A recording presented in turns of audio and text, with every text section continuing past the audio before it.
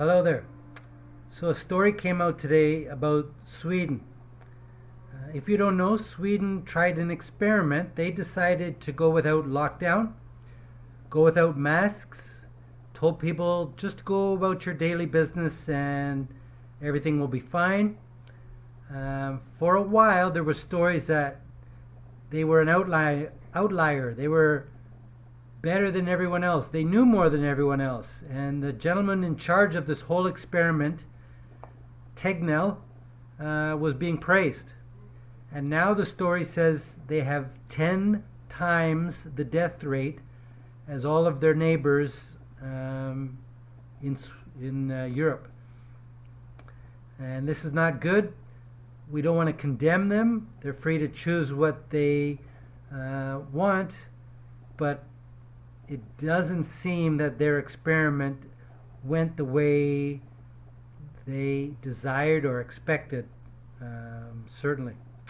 Now, there's other stories that are just as interesting. Joe Rogan was on. I'll put a link into this one as well as the previous one that I just showed you.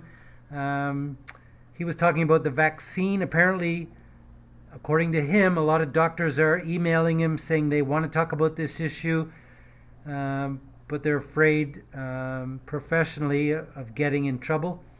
So they're telling him things like there's problem with the vaccine, it's not good, this and that. You can decide for yourself what you make of what he has to say. There's also the issue of there was an article today saying the masks only are effective to a degree of 10%.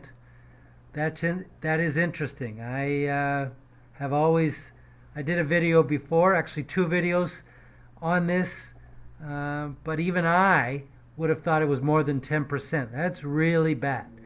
Part of it is that people wear them incorrectly. Part of it is how they choose to breathe and what happens, but nonetheless, that's pretty bad at 10%. So just to let you know, this issue is not going away anytime soon, as they say.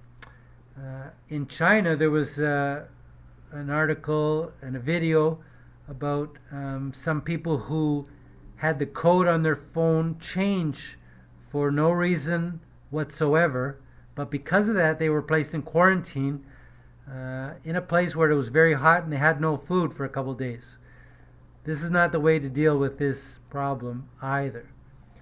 So, yeah, we're in a new kind of thing, in a sense. We've gone through it before in 1918, and there's lots of research and evidence on what we should be doing, but we're not doing it. Everyone's in a panic. Everyone's getting antsy and getting nervous and getting agitated. And as we head back to school, in Georgia, 24,000 kids had to be kept home with problems with this. They're in a sort of quarantine. This is not good either. As the kids go back to school, this is going to balloon again. I don't want to be critical, but I don't think we've handled this the right way. And we're going to be looking at this problem for a much longer time than the politicians are telling us. And in all the midst of this, Canada is having a federal election for no reason at all. They don't have to call an election for 2 years. I predict that nothing will change. We'll still be in a minority government. I don't think he's earned the right to call an election just hoping to get a majority because of the pandemic. Hoping people will think, oh, he's done a pretty good job, let's give him a majority. That's not a good reason. At least it's not good enough for a lot of people. Okay, bye-bye.